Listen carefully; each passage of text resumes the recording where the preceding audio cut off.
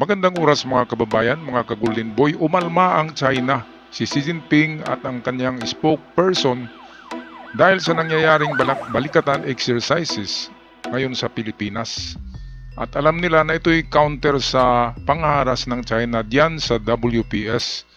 At nagpakalat kaagad ng fake news ang China na nag-destabilize daw ng rehiyon ang ginagawang balikatan exercises 2025 ng Amerika at ng Pilipinas. Merong 14,000 mahigit kasundalo ang lumahok nito. Halo-halo na ito. Merong Australian, Amerikano, meron ding Japanese, at of course 9,000 o 8,000 ka Filipino soldiers ang narito.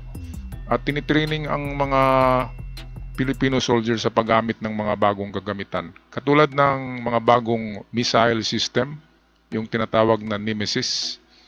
At dumating na pala yung pangalawang battery ng BrahMos. Ang isang battery ng BrahMos missiles from India ay merong Siam na missiles. So ibig sabihin, dalawang battery na tayo. Meron na tayong 18 ka missiles. Pwede na rin, di ba? Pwede nang magpalubog yun ng battleship ng China. Kaya ito si Xi Jinping ay natatakot na yata to. Kaya kung ano-ano na lang pinapalabas nila sa kanilang mga news sa China, na di umano ang Pilipinas ay nag-destabilize ng rehiyon. Ano bang destabilisasyon ang ginawa natin? Dito nga lang tayo nag-exercises sa ating sa ating karagatan, sa ating exclusive economic zone. Kung doon na tayo gumagawa ng exercises sa China, yun na yung masama. Katulad ng ginawa ng China sa Australia, di ba? Doon sila nagpaputok sa karagatan ng Australia. At laging gulat ng Australia noon. Pagising nila, nandun na yung 3 flotilla, 3 barko na warship ng Chinese, at nagpaputok na doon sa karagatan. Grabe, no? Grabe talaga ang China. Kahit Australia, tinatakot nila. Kaya dito sa Pilipinas, hindi na nila tayo matatakot kasi grabe na. Napakarami ng armas natin dito ngayon. Sikreto lang yan, hindi kasi yan binabalita. Kaya napanood natin yan sa ibang channel sa labas, ang pagdala ng mga armas dito sa Pilipinas. Mga tangke de guerra, napakarami na, mga APC, mga trucks, military trucks, ay marami na talaga. Meron ng mga Black Hawk helicopters at mga F-16 fighter jets. Yun ang mga bago.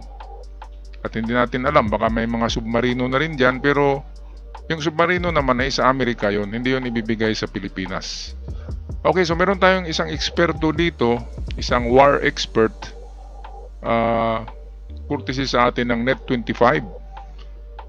Kanyang i-explain dito, ipahayag kung ano ang maganda sa balikatan exercises at ano ang negative at positive effects nito dito sa atin sa Pilipinas. Atin panoorin ang video courtesy ng Net25. Kumbaga may alliance na pulutan tayo. Kumbaga pwede natin silang asahan kung sakali man po tayo po magsasanib puwersa laban po sa magiging kalaban po natin. Isa lang ang treaty ally natin, yan ang Estados Unidos. Ano ba yung legal and technical difference ng alliance and security partnerships, no? Pag sa alliance, you expect your partner to assist you. Okay. Doon sa push comes to shove. And of course, meron kang kasunduan. Ayan yung tinatawag natin 1951 Mutual Defense Treaty. Although wala sa text nung 1951 Mutual Defense Treaty, no, merong ibang understanding. And of course, behind the Mutual Defense Treaty of 1951, you have of course plans and programs of the Mutual Defense Board that provides conditions wherein our treaty ally, which is of course the United States, would provide us assistance. Isa lang ang treaty ally natin, ayan ang Amerika. Pagdating ho sa isa namang elemento ng isang security relationship, yung tinatawag natin security partnerships. Okay. Meron tayong security partnership, of course, unang-una dyan, Australia, Japan. tapos Japan, to a certain degree, South Korea, and possibly even tinitignan natin India.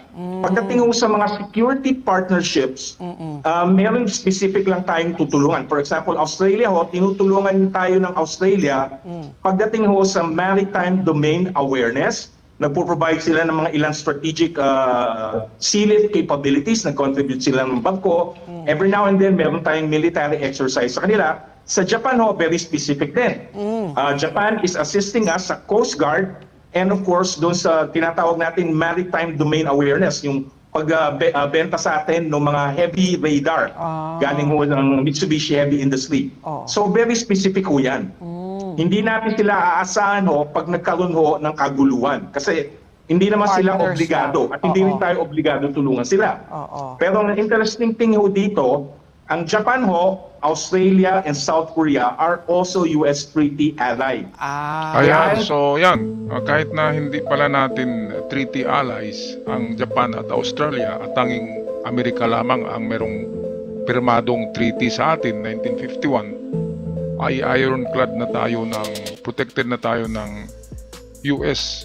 Ngayon, dahil pala ang US, Australia, Japan at South Korea ay meron treaty, automatic na sino ang kalaban ng Amerika ay nandun sila. 'Di ba? Parang parang second cousin kung tao pa, 'di ba? Kaya meron tayong relasyon sa Australia, sa Japan at South Korea at Taiwan. Dahil sila ay merong US treaty sa US at ang US naman ay merong US-Philippines Treaty in 1951 pirmado. Kaya ganun pa rin ang mangyayari. Lalaban pa rin para sa atin ang mga bansang ating natukoy, Japan, Australia, Japan and South Korea. Ewan ko lang sa Canada at New Zealand. New Zealand kasama din yata. Kaya kasama natin yan. Allied forces pa rin yan. Pero ang Amerika talaga ang nakapirma at pirmado ang Treaty, Philippine-American Treaty in 1951. Okay, so itong balikatan na ito ay talagang akala kasi ng China ay mga lampa ang AFP kasi wala nga tayong mga armas, di ba? Ang ating jet fighters noon ay yung made in South Korea na mga jet plane. Ngayon meron na tayong F-16 na 5th generation fighter jets ng Amerika na magandang klase. Kaya hindi na tayo basta-basta ngayon. Kapag hindi natuloy ang giyera, ang Pilipinas ay talagang kargado na ng armas. At isa na sa Asia na ranking country in terms of military ang Pilipinas. Kasi hindi nababawiin ng Amerika yan eh. Dito na yan talaga, na-deploy na yan, na-install na yan, yung mga missiles. Dito na yan sa Pilipinas, kahit pagmamayari yan ng Amerika, ay parang ibinigay na rin yan. Kasi palagi yan, nandyan lang yan. Kasi nga, 2027 pa ang predicted na atakihin ng China ang Taiwan. Sa 2027, mga kababayan. Kaya kayong mga OFW dyan sa Taiwan, 2026 pa lang, ay umuwi na siguro kayo. Kasi mukhang 2027 talaga. Gumawa na nga ng exercises ang China, di ba, nung nakarang buwan, ay nag-simulate sila ng pag-atake sa Taiwan. Kaya, 2027 ay pinaka-delikadong taon sa Taiwan. Meron tayong 320,000 OFWs sa Taiwan na nagtatrabaho, 320. At yun ay kung uuwi ang kalahati, di ba? Kung pwede lang, lahat na uuwi. Pero kasi yan, kapag hindi natuloy ang giyera, di ba? Nawalan ka ng trabaho. Yun ang inaalala ng mga OFW eh. Kapag uuwi sila, and then di matuloy ang giyera, nawala ang trabaho nila. Apply na naman. Di ba, mga kababayan? Kaya medyo mahirap din. Anyway, balik tayo sa ating itong video. Hiram natin sa Net25 at itong nagsalita dito ay war expert ito, analyst of war. Atin pakinggan muli. Na ginagamit po dyan ng dating US National Security Advisor Jake Sullivan, blacklist work. Meaning, yung mga alyado ng Amerika nagkakaroon sila ng sarili lang kasunduan at nagkakaroon sila ng security partnerships. Pero hindi ho sila ally. Kasi sa ngayon lang ho, isa lang ang talagang ally ng mga bansa na yan. Ayan ho ang Estados Unidos. Kaya ang term na ginagamit ho dyan, the hubs and spoke system of alliances. Ngayon ho, mayroong mga ibang bansa na interestingly ho, ally sila ng Amerika mula ho sa Europa or sinatawag nating Atlantic Euro, ayan ho yung membro ng North Atlantic Treaty Organizations. Nandyan ho ang Germany, nandyan ho ang Poland, nandyan ho ang Czech Republic, which I find really very interesting. Kasi nag-indicate na rin ho ng interest yung mga NATO members countries sa nangyayari ho sa Indo-Pacific region. Last year ho, inimbitahan ako ng Germany at doon ho, no, sa Hamburg ho, nangyayari. Ang nagsalita ho yung Admiral ho nung Deutsche Maritime, yung German Navy ho, no? Nag-mention sila na nangyayari dito sa Indo-Pacific region ho. Just in case nga matuloy yung forced na kumbaga pagsanib ulit ng Taiwan sa mainland China. Pero what are we doing sa West Philippine Sea? Parang nandun tayo nakakonsentrate sa Taiwan Strait. Kasi ho, no, meron hong tinatawag, no, ito ho yung term, no, the Davidson window. No? Galing ho to sa dating Indo-PACOM commander, Admiral Davidson. Pumisita ho sa Pilipinas every now and then. And of course, yung Davidson window, inadapt na ho ng mga ng Indo-PACOM. Na interestingly ho, malakas ang influensya ngayon ng Indo-PACOM, lalo na ho si Admiral Sam Papalo, na ilang beses na ho bumisita sa ating bansa ho, sa Pentagon ho. Itong si Sam Paparo, Admiral ng US Navy, ito yung nagsabi na gawin niyang impyerno ang karagatan ng China kapag gumagawa ng pag-atake sa Taiwan. Siya yung nagsabi mismo na he will make the South China Sea a hell. Talagang mag-apoy daw, sabi niya. Sabi ni Paparo. Siya kasi yung admiral ng Indo-Pacific Fleet. Kaya anytime, nandyan lang yan ang Indo-Pacific Fleet ng Amerika, nandyan lang yan sa Hawaii, Guam, naka-standby. At napakalapit lang yan dito sa atin, di ba? Kaya 3 hours lang, makarating na yan dito eh.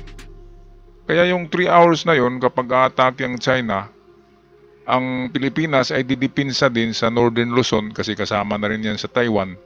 Talagang tatamaan din ang Luzon yan. Kaya at least meron tayong 6 hours to 12 hours na depensa. Mauubos man yung ating mga missiles, ay of course, at least na-deter natin or napabagal natin ang pag-atake ng China sa Northern Luzon. Kasi kasama talaga yung Northern Luzon, hindi natin maiwasan yan. Kahit Taiwan lang yung inatake nila dahil sa ang lapit-lapit lang, ay madamay talaga ang Northern Luzon kasi nandyan ang EDCA sites, ang mga US bases ng Amerika nandyan sa Northern Luzon sa Batanes. Kaya madamay talaga tayo. Pero at least meron tayong pangdepensa for about 12 hours to 24 hours. Pwede na rin yan. Kasi nandito rin naman ang US troops ay narito, naka-standby sa mga US bases eh. Kaya anong gagawin nila? Diba alam nila i-counter yan? Hindi nga lang dyan pinagsasabi pero meron tayong mga interceptors.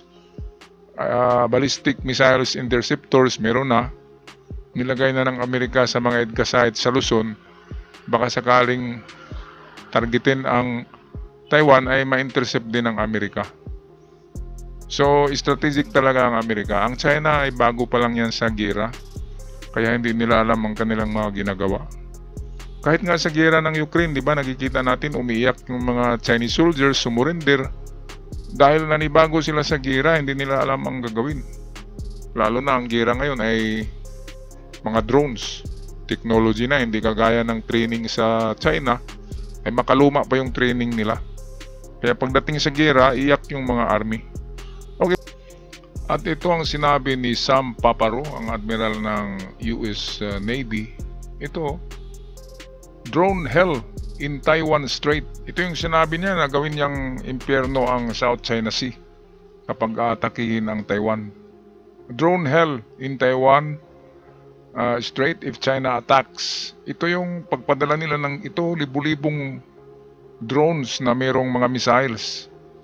At ito ang kanilang strategy. Missiles lang ang kanilang ilalaban sa mga warships ng China. Hulugan ng mga bomba. Kaya kung may mga warships dyan ng China, sigurado ubos. Dahil sa mga drone na ito ay malalaki ito. Hindi ito yung drone na maliliit. Merong dala ito na isang missile na kayang magpalubog ng barko. At libu-libong drone yan. Talagang ginawa na yan ng Amerika para sa ganitong mga klaseng event, itong giyera. Kaya ito ang sinasabi ng mga surprises ng Amerika kapag may giyera. World War III ay lalabas na itong libu-libong drone. Ito in an interview to Washington Post, which in somewhat irreverent way, ito I would define as exclusive literally the Admiral Samuel Paparo, head of the U.S. Indo-Pacific Command, has unveiled a bold and disturbing plan to deal with the potential Chinese invasion of Taiwan. The idea is transforming the Taiwan Strait into a drone hellscape. Ayan.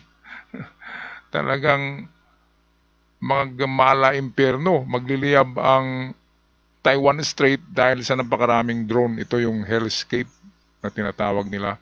With the aim of paralyzing Chinese forces and buying precious time to organize the island defense.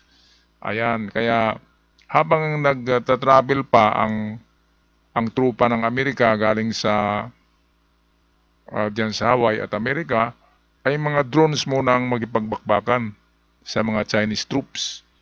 Buying time, ibig sabihin papatagalin lang para pagdating na ng main forces ng Amerika ay pilay na yung mga sundalong inchik, di ba? Mga pilay na dahil sa napakaraming drone. Hellscape ang tawag ni Paparo. Grabe, no? Kaya kawawa ang China kapag ginawa talaga nila to, ay makikita nila na ang Amerika talaga ang superior. At sila ay mga lampayatot na challenger ng Amerika. Lalo na nung dumating ho dito si Secretary Hegseth, sabi ni Secretary Hegseth, kumbaga sinasabi niya, I have all the confidence, yung confidence niya kay Admiral Sam Paparo, no? Kasi adopted na ho ng view ng US Indo-PACOM, no? Na baka ho, ayun ho yung basihan ng Davidson window, nakikita ho ng US Indo-PACOM na lahat ng paghahanda ng ginagawa ho ng China, no, pagpapalakas ho ng kanilang hukbong dagat, paggagawa ho ng madaming amphibious vehicle, and recently ho nilabas yung artificial port na ginagawa ho ngayon dyan sa Fujian province sa Xiamen, mukhang nakadirekta ho sa armed invasion ng Taiwan by 2027.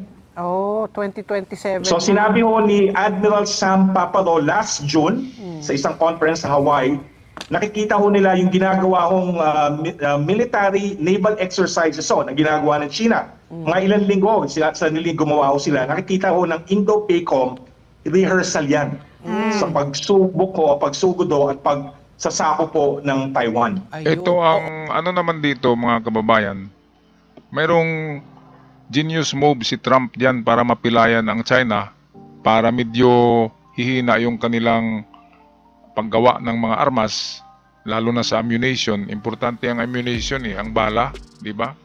Kaya para humina yan at wala na silang budget, maubos na.